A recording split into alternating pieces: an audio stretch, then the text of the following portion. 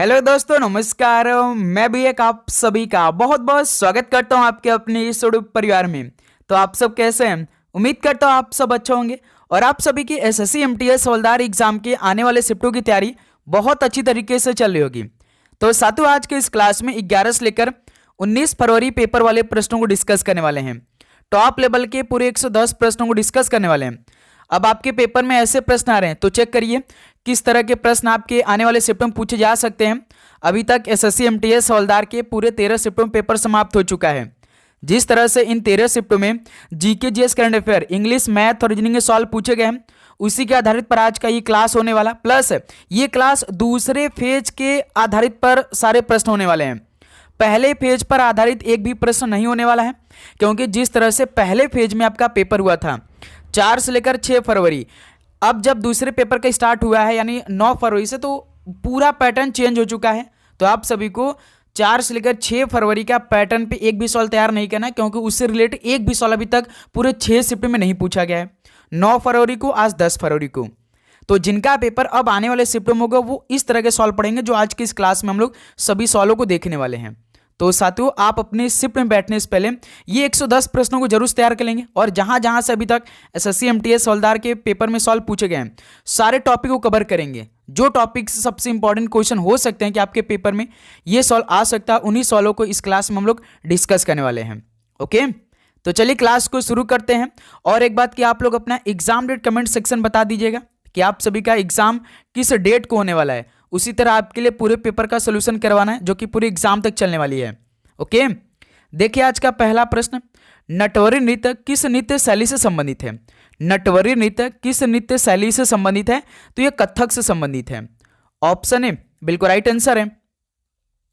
Next अगला सवाल को देखेंगे, क्वेश्चन नंबर 2 को। निम्नलिखित में से किसे भारत में कर्नाटक संगीत का जनक माना जाता है? किसे भारत में कर्नाटक संगीत का जनक माना जाता है? तो पुरंदरदास को माना जाता है। बी ऑप्शन राइट आंसर है। नेक्स्ट अगला सवाल को देखेंगे, क्वेश्चन नंबर 3 को। पद्म विभूषण कुमारी कमला का संबंध किस भारतीय नृत्य से है? पद्म विभूषण कुमारी कमला का संबंध किस भारतीय नृत्य से है? तो इनका संबंध कथक से है। ऑप्शन बी राइट आंसर है। अगला सवाल को देखिए, क्वेश्चन नंबर 4 को। अरविंद पारिक का संबंध निम्नलिखित में से किस वाद्य यंत्र से है? ये मोस्ट इंपॉर्टेंट सवाल हो सकते हैं आपके आने वाले शिफ्ट के लिए। अरविंद पारिक का संबंध किस वाद्य यंत्र से है? तो इनका संबंध सितार से है। डी ऑप्शन राइट आंसर है। अगला सवाल को देखिए, क्वेश्चन नंबर 5 को। असम में मकर संक्रांति के दिन निम्नलिखित में से कौन सा त्यौहार मनाया जाता है?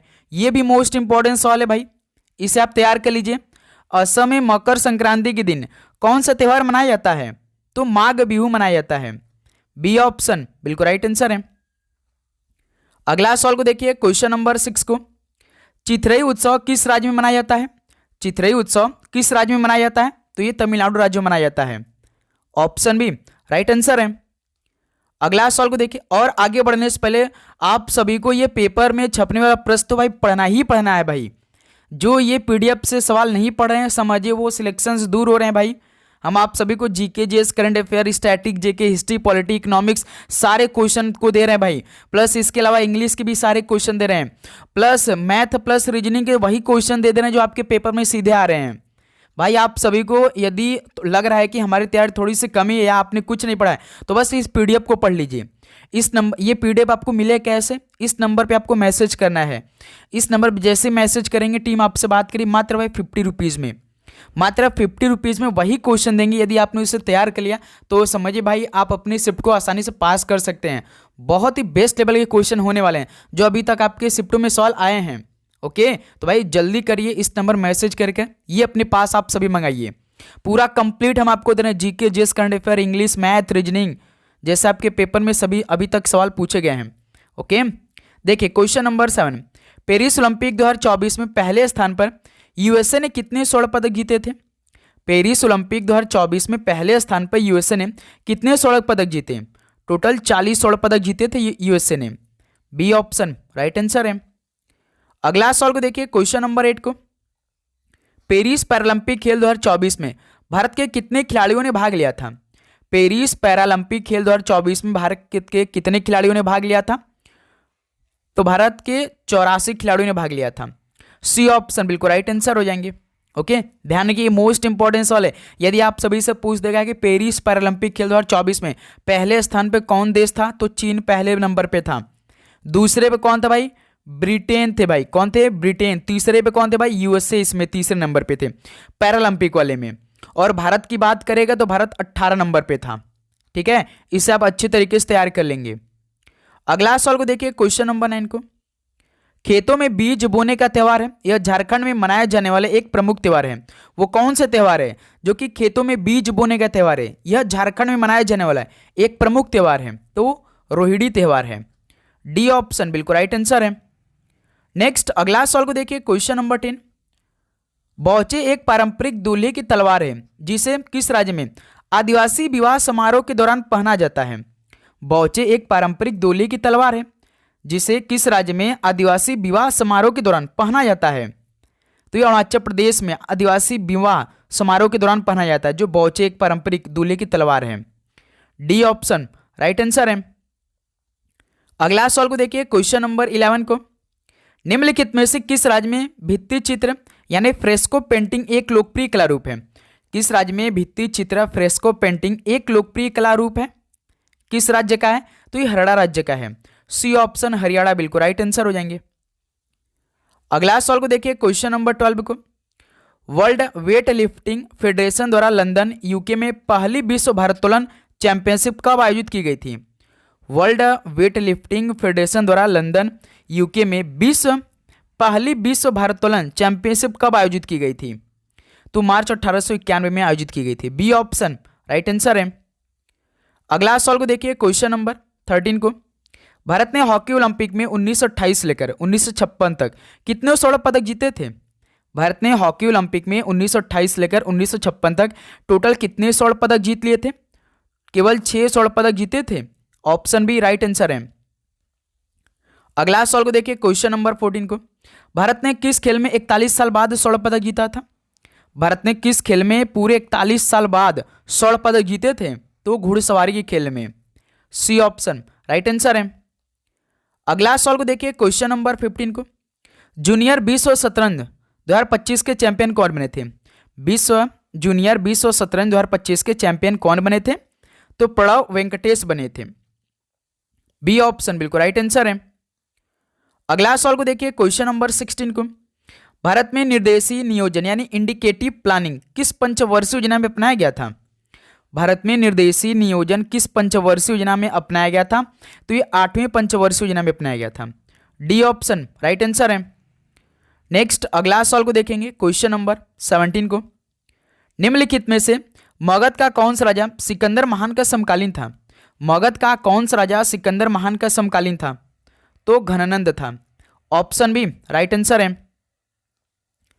अगला सवाल को देखिए, क्वेश्चन नंबर 18। बुद्ध ने अपने जीवन की अंतिम वर्षा ऋतु कहां बिताई थी।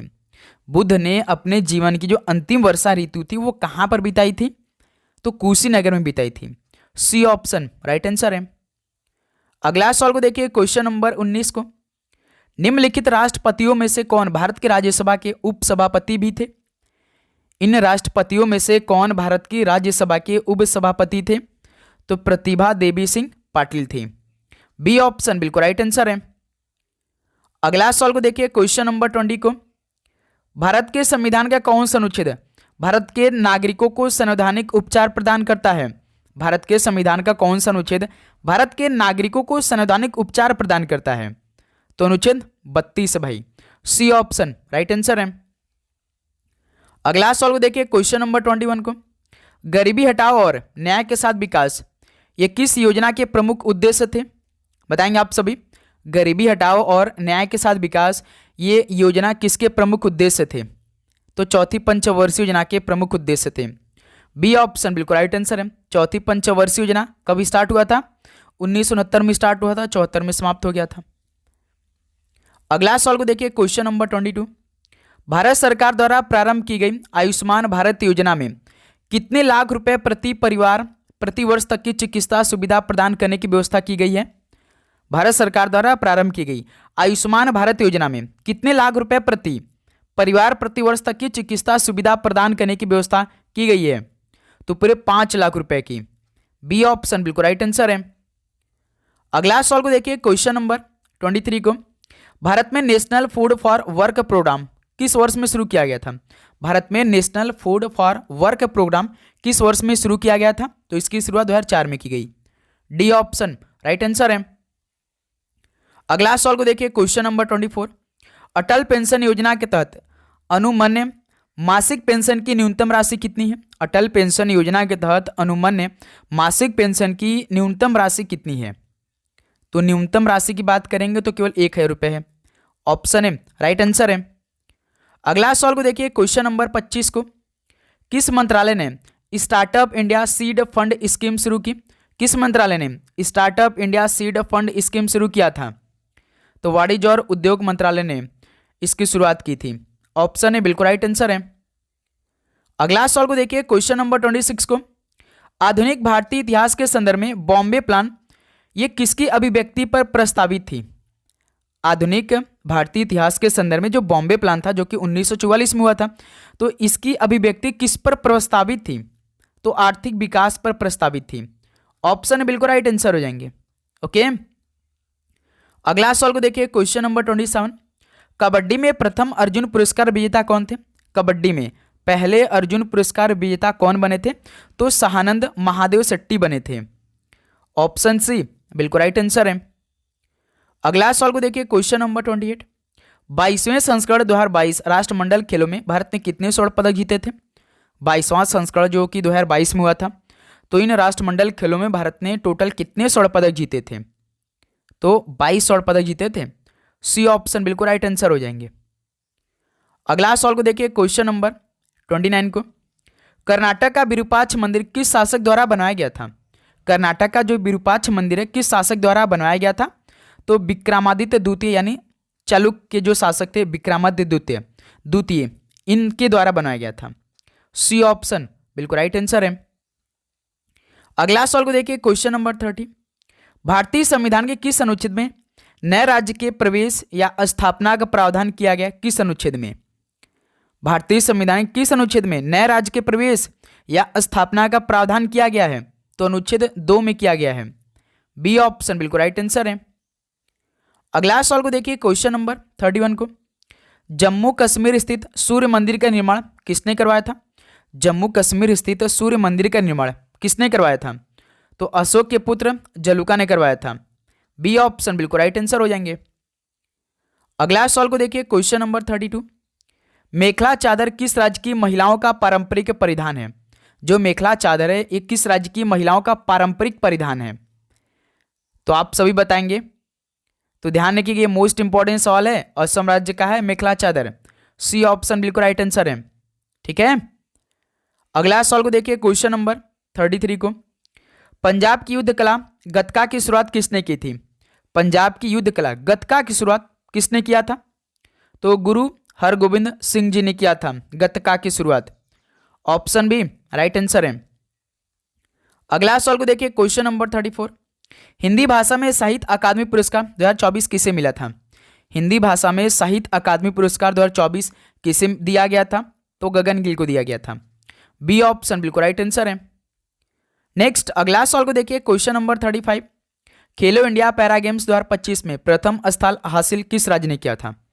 खेलो इंडिया पैरा गेम्स 2025 में प्रथम स्थान हासिल करने वाला हरियाणा राज्य था। ऑप्शन ए बिल्कुल राइट आंसर हो जाएंगे। भाई आप लोग अपना एग्जाम डेट जरूर बता देंगे। ओके, और चैनल को सब्सक्राइब करके नोटिफिकेशन को भी ऑन कर लेंगे। क्लास अपलोड होगी तो पहला नोटिफिकेशन आप सभी के पास आएगी। ग्लोबल फायर पावर सैन्य रैंकिंग 2025 में भारत का स्थान क्या था? ग्लोबल फायर पावर सैन्य रैंकिंग 2025 में भारत का स्थान की बात करेंगे तो चौथा भारत था। डी ऑप्शन बिल्कुल राइट आंसर है। अगला सवाल को देखिए क्वेश्चन नंबर 37 को, भारतीय संविधान के 101वें संविधान संशोधन अधिनियम ने किसकी प्रणाली की शुरुआत की थी? भारतीय संविधान के 101वें संविधान संशोधन अधिनियम ने किस प्रणाली की शुरुआत की थी? तो एक राष्ट्र एक टैक्स की प्रणाली की शुरुआत की थी। ऑप्शन है बिल्कुल राइट आंसर हो जाएंगे। अगला सवाल को देखिए क्वेश्चन नंबर 38, वर्ष 2025 को सुधारों का वर्ष किस मंत्रालय द्वारा घोषित किया गया था? 2025 में सुधारों का वर्ष किस मंत्रालय द्वारा घोषित किया गया था? तो रक्षा मंत्रालय द्वारा इसकी शुरुआत किया गया था। सी ऑप्शन बिल्कुल राइट आंसर हो जाएंगे। अगला सवाल को देखिए क्वेश्चन नंबर 39 को, सूर्य महोत्सव निम्नलिखित में से किस शहर से संबंधित है? सूर्य महोत्सव किस शहर से संबंधित है? तो तिरुवनंतपुरम शहर से संबंधित है जो सूर्य महोत्सव है। बी ऑप्शन बिल्कुल राइट आंसर है। ओके, अगला सवाल को देखिए क्वेश्चन नंबर 40, मानव विकास सूचकांक 2025 में भारत की रैंक कितनी है? मानव विकास सूचकांक 2025 में भारत की रैंक कितनी थी? तो 133 नंबर की भारत थी। ऑप्शन बिल्कुल राइट आंसर है। अगला सवाल को देखिए क्वेश्चन नंबर 41, पेन्नार नदी का उद्गम स्थल किस राज्य में है? पेन्नार नदी का उद्गम स्थल किस राज्य में है? तो कर्नाटक राज्य में है। सी ऑप्शन बिल्कुल राइट आंसर है। अगला सवाल को देखिए क्वेश्चन नंबर 42, लोक नृत्य लंबाड़ी किस भारतीय राज्य से संबंधित है? लोक नृत्य लंबाड़ी किस भारतीय राज्य से संबंधित है? तो ये आंध्र प्रदेश से संबंधित है। बी ऑप्शन बिल्कुल राइट आंसर है। अगला सवाल को देखिए क्वेश्चन नंबर 43 को, बुधादित्य मुखर्जी किस संगीत वाद्य यंत्र से संबंधित है? बुधादित्य मुखर्जी किस संगीत वाद्य यंत्र से संबंधित है? तो ये सितार से संबंधित है। डी ऑप्शन बिल्कुल राइट आंसर हो जाएंगे। ओके, अगला सवाल को देखिए क्वेश्चन नंबर 44, किस राज्य में प्रतिवर्ष तार नेतर मेला लगाया जाता है? तो साथियों किस राज्य में प्रतिवर्ष यानी हर साल तार नेतर मेला लगाया जाता है? तो गुजरात राज्य में। ऑप्शन है बिल्कुल राइट आंसर हो जाएंगे। अगला सवाल को देखिए क्वेश्चन नंबर 45 को, तमिलनाडु के निम्नलिखित त्योहारों में से कौन सा भगवान मुरुगा को समर्पित है? तमिलनाडु के त्योहारों में से कौन सा भगवान मुरुगा को समर्पित है? इनमें से उस त्योहार का नाम क्या है भाई? तो थाईपूसम है। ऑप्शन बिल्कुल राइट आंसर है। अगला सवाल को देखिए क्वेश्चन नंबर 46, लोकप्रिय बाघ गुफा चित्रकारी किस राज्य में पाई जाती है? लोकप्रिय बाघ गुफा चित्रकारी किस राज्य में पाई जाती है? तो ये मध्य प्रदेश में पाई जाती है। डी ऑप्शन बिल्कुल राइट आंसर हो जाएंगे। अगला सवाल को देखिए क्वेश्चन नंबर 47, तो साथियों जो अभी तक रीजनिंग के हर शिफ्ट में सवाल पूछा गया ना, कुछ उसके भी सवाल चेक कर लेते हैं भाई। जैसे देखिए एक कूट भाषा में ट्री को WSHF के रूप में लिखा जाता है, बाल को EBOM के रूप में लिखा जाता है। इसी कूट भाषा में वॉल को कैसे लिखा जाएगा? जैसे देखिए TRW ट्री है, इसका कोड WSHF है, तो सबसे पहले इनका कोड करिए T20 W23 यानी इसमें +3, R18 H19 +1 में, E5 H8 तो इसमें +3, E5 F6 +1 यानी +3 +1 +3 +1 का लॉजिक इसमें है। तो वॉल में यही हम अप्लाई करेंगे भाई, +3 +1 का।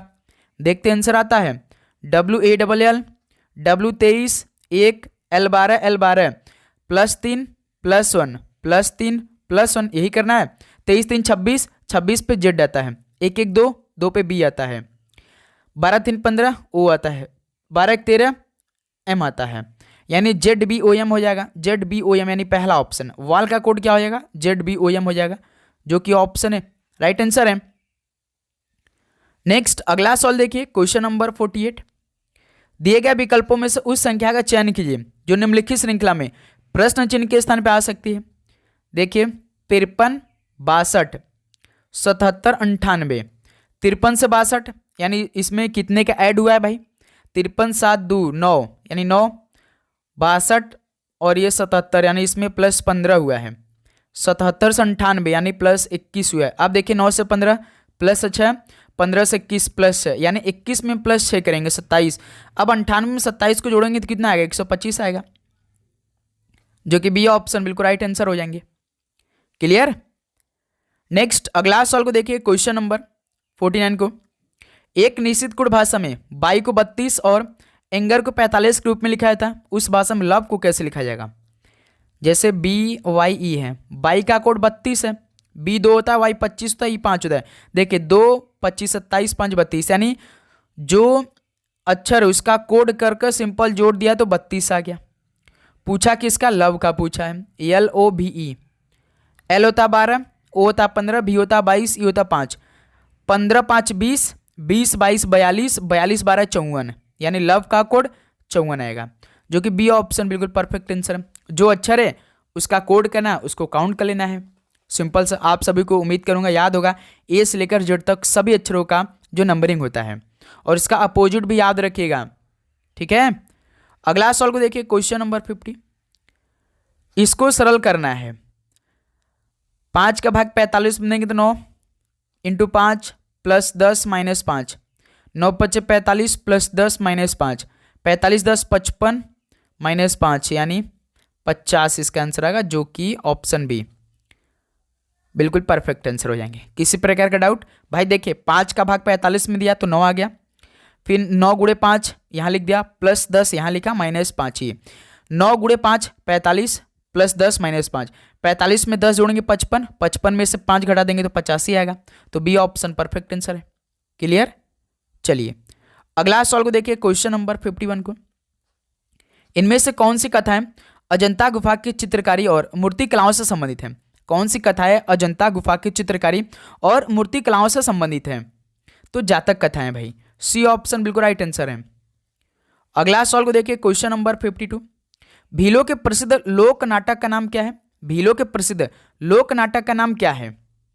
तो गौरी है, ऑप्शन है बिल्कुल राइट आंसर है। अगला सवाल को देखिए, क्वेश्चन नंबर 53 को।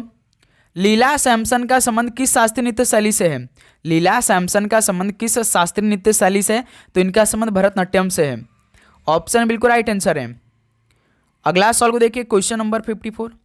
बुरी आत्माओं को भगाने के लिए बौद्धों द्वारा किया जाने वाला किस नृत्य हिमाचल प्रदेश के नृत्य का एक रूप है? बुरी आत्माओं को भगाने के लिए बौद्धों द्वारा किया जाने वाला जो नृत्य है उसका छम नृत्य, जो कि हिमाचल प्रदेश के नृत्य का एक रूप है, ऑप्शन बिल्कुल राइट आंसर है। ओके, अगला सवाल को देखिए, क्वेश्चन नंबर 55। निम्न में से किसने नृत्य और इससे संबंधित विषयों में प्रशिक्षण प्रदान करने के लिए कलाश्रम नामक संस्था की स्थापना की थी? किसने नृत्य और इससे संबंधित विषयों में प्रशिक्षण प्रदान करने के लिए कलाश्रम नामक संस्था की स्थापना की थी? तो वो कौन थे? पंडित बिरजू महाराज जी थे, बी ऑप्शन बिल्कुल राइट आंसर है। अगला सवाल को देखिए, क्वेश्चन नंबर 56। चुमोट किस राज्य की स्वदेशी पारंपरिक ताल वाद्य यंत्र है? चुमोट किस राज्य की स्वदेशी पारंपरिक ताल वाद्य यंत्र है? तो ये गोवा राज्य की है, बी ऑप्शन बिल्कुल राइट आंसर है। नेक्स्ट अगला सवाल को देखिए, क्वेश्चन नंबर 57। भूता गीत निम्नलिखित में से किस भारतीय राज्य से संबंधित है? भूता गीत किस भारतीय राज्य से संबंधित है? तो ये केरल राज्य से संबंधित है, भूता गीत, डी ऑप्शन राइट आंसर। देखिए साथी, हम जल्दी जल्दी चल रहे हैं भाई, समय हमारे पास कम है, तो कम समय में हम अधिक से अधिक क्वेश्चनों का प्रैक्टिस करने का प्रयास कर रहे हैं। ठीक है, लेस लस्तु किस भारतीय राज्य का लोक नृत्य है? लेस लस्तु किस भारतीय राज्य का लोक नृत्य है? तो ये नागालैंड का है, ऑप्शन बी राइट आंसर है। अगला सवाल को देखिए, क्वेश्चन नंबर 59। निम्नलिखित में से किस राज्य में पोनंग लोक नृत्य प्रचलित है? किस राज्य में पोनंग लोक नृत्य प्रचलित है? तो ये अरुणाचल प्रदेश का पुनंग लोक नृत्य प्रचलित है, डी ऑप्शन बिल्कुल राइट आंसर है। अगला सवाल को देखिए, क्वेश्चन नंबर 60। पंडित स्वपन चौधरी कौन से वाद्य यंत्र से संबंधित है? पंडित स्वपन चौधरी ये संबंधित है तबला वाद्य यंत्र से, सी ऑप्शन राइट आंसर है। नेक्स्ट अगला सवाल को देखिए, क्वेश्चन नंबर 61। अनूप जलोटा भारतीय संगीत की निम्नलिखित में से किस श्रेणी के लिए प्रसिद्ध है? अनूप जलोटा भारतीय संगीत की किस श्रेणी के लिए प्रसिद्ध है?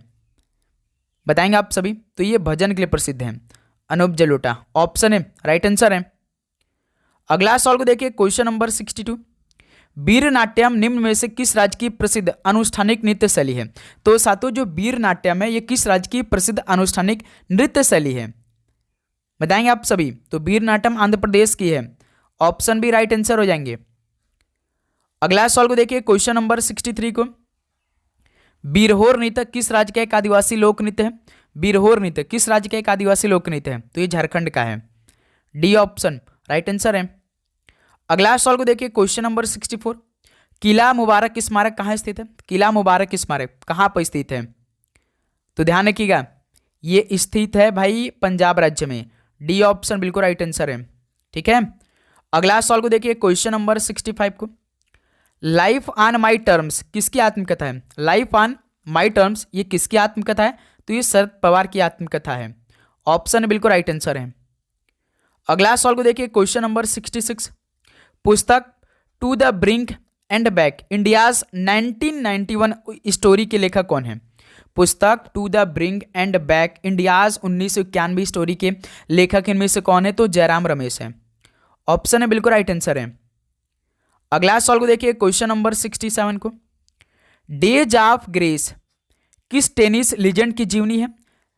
डेज ऑफ ग्रेस ये किस टेनिस लीजेंड की जीवनी है? तो आर्थर एस की है। डी ऑप्शन बिल्कुल राइट आंसर है। अगला सवाल को देखिए, क्वेश्चन नंबर 68। वर्णात्मक इतिहास की पुस्तक इंडिया आफ्टर गांधी किसने लिखी है? बताइए, इंडिया आफ्टर गांधी किसने लिखी है, किसकी पुस्तक है? तो ये रामचंद्र गुहा की है। सी ऑप्शन राइट आंसर है। अगला सवाल को देखिए, क्वेश्चन नंबर 69 को। 10 कुमार चरित या टेल्स ऑफ टेनिस प्रिंसेस की रचना किसने की थी? बताएंगे आप सभी। 10 कुमार चरित या टेल्स ऑफ टेंस प्रिंसेस होगा भाई, टेनिस नहीं होगा यहाँ पे, क्या होगा? टेंस प्रिंसेस होगा। इसकी रचना किसने की थी? इसे याद रखिएगा भाई, हो सकता है कि ये सवाल आपके पेपर में आ जाए। तो ये दंडी ने लिखा था। ठीक है, अगला सवाल को देखिए, क्वेश्चन नंबर 70 को। वर्ष के किस दिन सूर्य पृथ्वी से सबसे दूर होता है? एक स्थिति में जिसे अपहेल कहा जाता है। वर्ष के किस दिन सूर्य पृथ्वी सबसे दूर होता है? एक स्थिति में जिसे अपहेल कहा जाता है। जैसे इसे याद रखिए, 4 जुलाई को होता है। डी ऑप्शन बिल्कुल राइट आंसर है। अगला सवाल को देखेंगे 71 को। निम्नलिखित में से किस ग्रह के चंद्रमाओं की संख्या सबसे अधिक है? तो इनमें से किस ग्रह के चंद्रमाओं की संख्या सबसे अधिक होती है? ध्यान रखिएगा, शनि की होती है। ठीक है, बी ऑप्शन राइट आंसर है। नेक्स्ट अगला सवाल को चेक करेंगे, क्वेश्चन नंबर 72 को। भूकंप के केंद्र का पता लगाने के लिए कितने भूकंपी स्टेशनों की आवश्यकता होती है? भूकंप के केंद्र का पता लगाने के लिए कितने भूकंपी स्टेशनों की आवश्यकता होती है? तो पूरे 3 भाई स्टेशनों की आवश्यकता होती है। ठीक है, ऑप्शन ए बिल्कुल राइट आंसर है। नेक्स्ट अगला सवाल को देखिए, क्वेश्चन नंबर 73। पृथ्वी की सबसे ऊपरी परत यानी क्रस्ट पर उपलब्ध दूसरा सबसे प्रचुर तत्व क्या है? पृथ्वी की सबसे ऊपरी परत यानी क्रस्ट पर उपलब्ध दूसरा सबसे प्रचुर तत्व इनमें से कौन सा है? तो भाई सिलिकॉन है। ऑप्शन बी राइट आंसर है। अगला सवाल को देखिए, क्वेश्चन नंबर 74। 2011 की जनगणना के अनुसार भारत में गरीबी रेखा के नीचे का प्रतिशत कितना है? 2011 की जनगणना के अनुसार भारत में गरीबी रेखा के नीचे का प्रतिशत की बात करते हैं तो 22% है। सी ऑप्शन राइट आंसर है। अगला सवाल को चेक करेंगे, क्वेश्चन नंबर 75 को। 2001 और 2011 की जनगणना के अनुसार भारत के किस राज्य का जनसंख्या घनत्व सबसे कम पर रहा था? यदि हम 2001 से लेकर 2011 की जनगणना के अनुसार उसका आंकड़ा देखेंगे और ये चेक करेंगे जनसंख्या घनत्व सबसे कम किस राज्य का था, तो वो राज्य अरुणाचल प्रदेश है। ठीक है, डी ऑप्शन बिल्कुल राइट आंसर है। अगला सवाल को देखिए, क्वेश्चन नंबर 76 को।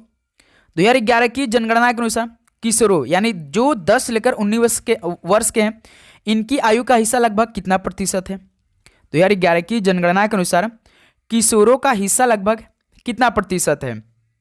तो 20.9% है। ऑप्शन ए राइट आंसर है। नेक्स्ट अगला सवाल को देखिए, क्वेश्चन नंबर 77। भारत के 2011 के जनगणना के अनुसार भारत में 10 लाख से अधिक जनसंख्या वाले कितने शहर थे? 2011 के जनगणना के अनुसार भारत में 10 लाख से अधिक जनसंख्या वाले कितने शहर थे भारत के? तो पूरे 53 सिटी थे यानी 53 शहर थे। सी ऑप्शन राइट आंसर है। अगला सवाल को देखिए, क्वेश्चन नंबर 78। 2011 की जनगणना के अनुसार 2001 से लेकर 2011 तक भारत की जनसंख्या वार्षिक वृद्धि दर कितने प्रतिशत की थी? साथियों, 2011 की जनगणना के अनुसार 2001 से लेकर 2011 तक भारत की जनसंख्या वार्षिक वृद्धि दर कितने प्रतिशत की थी? तो 1.64% थी। ऑप्शन है इस सवाल का बिल्कुल राइट आंसर हो जाएंगे। ये सवाल पूछा कि भाई 2001 से लेकर 2011 की जनगणना के अनुसार भारत की जनसंख्या वार्षिक वृद्धि दर कितनी है? तो 1.64% है। ठीक है, अगला सवाल को देखिए 79 को। भारत की 2011 की जनगणना के अनुसार भारत की कुल जनसंख्या में सिख समुदाय का प्रतिशत कितना था? बताइए, भारत की कुल जनसंख्या में सिख समुदाय का प्रतिशत कितना था? तो 1.7% था। बी ऑप्शन बिल्कुल राइट आंसर है। अगला सवाल को देखिए, क्वेश्चन नंबर 80 को। 2011-12 के आंकड़ों के अनुसार बिहार की अनुमानित गरीबी दर कितने प्रतिशत का था? 2011-12 के आंकड़ों के अनुसार बिहार की अनुमानित गरीबी दर कितने प्रतिशत का था? तो 33.7% था। ऑप्शन राइट आंसर है। अगला सवाल को देखिए, क्वेश्चन नंबर 81 को। जम्मू और कश्मीर पुनर्गठन अधिनियम किस वर्ष पारित हुआ था?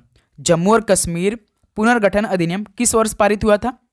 तो 2019 में पारित हुआ था। सी ऑप्शन राइट आंसर है। अगला सवाल को देखिए, क्वेश्चन नंबर 82। जैमिंग शब्द किस खेल से संबंधित है? बताएंगे आप सभी। जैमिंग शब्द किस खेल से संबंधित है? तो ये लॉन टेनिस संबंधित है। डी ऑप्शन राइट आंसर है। अगला सवाल को देखिए, क्वेश्चन नंबर 83। खेलो इंडिया स्कूल गेम्स का पहला संस्करण किस वर्ष आयोजित किया गया था? खेलो इंडिया स्कूल गेम्स का पहला संस्करण किस वर्ष में आयोजित किया गया था? तो 2018 में आयोजित किया गया था। बी ऑप्शन राइट आंसर है। ओके, अगला सवाल को देखिए, क्वेश्चन नंबर 84। वर्ष 1991-92 पहला राजीव गांधी खेल रत्न पुरस्कार किसे प्रदान किया गया था? वर्ष 1991-92 में जो पहला राजीव गांधी खेल रत्न पुरस्कार किया गया था वो विश्वनाथन आनंद को किया गया था। बी ऑप्शन राइट आंसर है। अगला सवाल को देखिए, क्वेश्चन नंबर 85 को। कालाकोट थर्मल पावर स्टेशन किस भारतीय राज्य में स्थित है? कालाकोट थर्मल पावर स्टेशन किस भारतीय राज्य में स्थित है? तो ये जम्मू और कश्मीर में स्थित है। ऑप्शन बिल्कुल राइट आंसर है। अगला सवाल को देखिए, क्वेश्चन नंबर 86। प्रसिद्ध Hirakud captive thermal power plant किस राज्य में स्थित है? प्रसिद्ध Hirakud captive thermal power plant किस राज्य में स्थित है? तो ये उड़ीसा राज्य में स्थित है। ऑप्शन ए राइट आंसर है। अगला सवाल को देखिए, क्वेश्चन नंबर 87 को। भारत सरकार द्वारा ऋण का भुगतान किसका एक उदाहरण है? सरकार द्वारा ऋण का भुगतान जो वो किसका एक उदाहरण है? तो पूंजीगत व्यय का एक उदाहरण है। डी ऑप्शन बिल्कुल राइट आंसर हो जाएंगे। अगला सवाल को देखिए, क्वेश्चन नंबर 88 को। मुद्रास्फीति का मुकाबला करने के लिए कौन सा सामान्य मौद्रिक नीति दृष्टिकोण अपनाया जाता है? तो साथियों, मुद्रास्फीति का मुकाबला करने के लिए कौन सा सामान्य मौद्रिक नीति दृष्टिकोण को अपनाया जाता है? तो हॉकिस को अपनाया जाता है। डी ऑप्शन बिल्कुल राइट आंसर हो जाएंगे। अगला सवाल को देखिए, क्वेश्चन नंबर 89। समष्टि अर्थशास्त्र यानी मैक्रो इकोनॉमिक्स के अध्ययन का विषय किस सिद्धांत पर आधारित है? समष्टि अर्थशास्त्र मैक्रो इकोनॉमिक्स के अध्ययन का विषय किस सिद्धांत पर आधारित है? तो ये भाई राष्ट्रीय आय के सिद्धांत पर आधारित है। ऑप्शन बिल्कुल राइट आंसर हो जाएंगे। नेक्स्ट अगला सवाल को चेक करिए, क्वेश्चन नंबर 90 को। प्रधानमंत्री वय वंदना योजना के तहत प्रति वरिष्ठ नागरिक निवेश की अधिकतम राशि कितनी है? प्रधानमंत्री वय वंदना योजना के तहत प्रति वरिष्ठ नागरिक निवेश की जो अधिकतम राशि है वो कितने रुपए की है? अधिकतम राशि 15 लाख रुपए है। बी ऑप्शन बिल्कुल परफेक्ट आंसर हो जाएंगे। नेक्स्ट अगला सवाल को चेक करिए, क्वेश्चन नंबर 91 को। भारत में विकसित होने वाला पहला आधुनिक उद्योग कौन सा है? भारत में विकसित होने वाला पहला आधुनिक उद्योग की बात करते हैं तो लोहा और इस्पात उद्योग है। ऑप्शन बिल्कुल राइट आंसर हो जाएंगे। अगला सवाल को देखिए, क्वेश्चन नंबर 92 को। कृषि और संबद्ध क्षेत्रों में योजना तैयार करने और समन्वय करने के लिए सर्वोच्च निकाय कौन सा है? कृषि और संबद्ध क्षेत्रों में योजना तैयार करने और समन्वय करने के लिए सर्वोच्च निकाय इनमें से कौन सा है? तो भारतीय कृषि अनुसंधान परिषद है। ऑप्शन बिल्कुल राइट आंसर हो जाएंगे। नेक्स्ट अगला सवाल को देखिए, क्वेश्चन नंबर 93 को। राष्ट्रीय हाइड्रोजन मिशन कब शुरू किया गया था? राष्ट्रीय हाइड्रोजन मिशन कब शुरू किया गया था? किस वर्ष में? 15 अगस्त 2021 को शुरू किया गया था। सी ऑप्शन बिल्कुल राइट आंसर हो जाएंगे। नेक्स्ट अगला सवाल को देखिए, क्वेश्चन नंबर 94। राष्ट्रीय आय की गणना की किस विधि को औद्योगिक उत्पत्ति विधि के नाम से भी जाना जाता है? राष्ट्रीय आय की गणना की किस विधि को औद्योगिक उत्पत्ति विधि के नाम से भी जाना जाता है? तो मूल्य वर्धित विधि के नाम से जाना जाता है। सी ऑप्शन राइट आंसर है। अगला सवाल को देखिए, क्वेश्चन नंबर 95 को। भारत में केंद्रीय राजस्व बोर्ड अधिनियम को किस वर्ष में लागू किया गया था? भारत में केंद्रीय राजस्व बोर्ड अधिनियम को किस वर्ष में लागू किया गया था?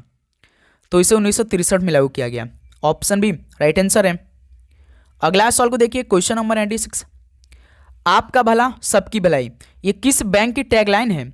आपका भला सबकी भलाई ये किस बैंक की टैगलाइन है? तो बंधन बैंक की ये टैगलाइन है। सी ऑप्शन राइट आंसर है। अगला सवाल को देखिए, क्वेश्चन नंबर 97 को। प्रधानमंत्री मुद्रा योजना के तहत निम्नलिखित में से कौन से प्रकार का ऋण उपलब्ध नहीं है? प्रधानमंत्री मुद्रा योजना के तहत कौन से प्रकार का ऋण उपलब्ध नहीं है? तो ध्यान रखिएगा, पुरुषों का ऋण उपलब्ध नहीं है। ऑप्शन है राइट आंसर है। अगला सवाल को देखिए, क्वेश्चन नंबर 98। 2000 रुपए के करेंसी नोट पर निम्नलिखित में से कौन सा मौटिक छपा था? अब तो भाई 2000 रुपए का जो नोट है वो चलन से बाहर हो चुका है, अब नहीं दिखता है। तो इस पे कौन क्या छपा था भाई? तो इस पे मंगलयान छपा था। ऑप्शन है राइट आंसर है। अगला सवाल को देखिए, क्वेश्चन नंबर 99 को। जब मुद्रा का पड़े मूल्य मुद्रा के मौद्रिक मूल्य से कम होता है तो उसे क्या कहा जाता है? जब मुद्रा का पड़े मूल्य मुद्रा के मौद्रिक मूल्य से कम होता है तो उसे क्या कहते हैं? तो याद रखिए, उसे साख मुद्रा कहते हैं, यानी क्रेडिट मुद्रा कहते हैं। सी ऑप्शन राइट आंसर है। ओके, अगला सवाल को देखिए, क्वेश्चन नंबर 100। भारत सरकार ने किस वर्ष में एक नई आर्थिक नीति पेश की थी? भारत सरकार ने किस वर्ष में एक नई आर्थिक नीति पेश किया था? तो वर्ष 1991 में पेश किया। ऑप्शन बी राइट आंसर है। अगला सवाल को देखिए, क्वेश्चन नंबर 101। कृषि उपज का वह अंश जो किसानों द्वारा बाजार में बेचा जाता है क्या कहलाता है? कृषि उपज का वह अंश जो किसानों द्वारा बाजार में बेचा जाता है वो क्या कहलाता है? तो विपरीत अधिशेष कहलाता है। बी ऑप्शन बिल्कुल राइट आंसर हो जाएंगे। अगला सवाल को देखिए, क्वेश्चन नंबर 102। अनियमित जमा योजना प्रतिबंध अधिनियम किस वर्ष पारित किया गया? अनियमित जमा योजना प्रतिबंध अधिनियम किस वर्ष पारित किया गया था? तो ये 2019 में पारित किया गया। बी ऑप्शन बिल्कुल राइट आंसर है। नेक्स्ट अगला सवाल को देखिए, क्वेश्चन नंबर 103।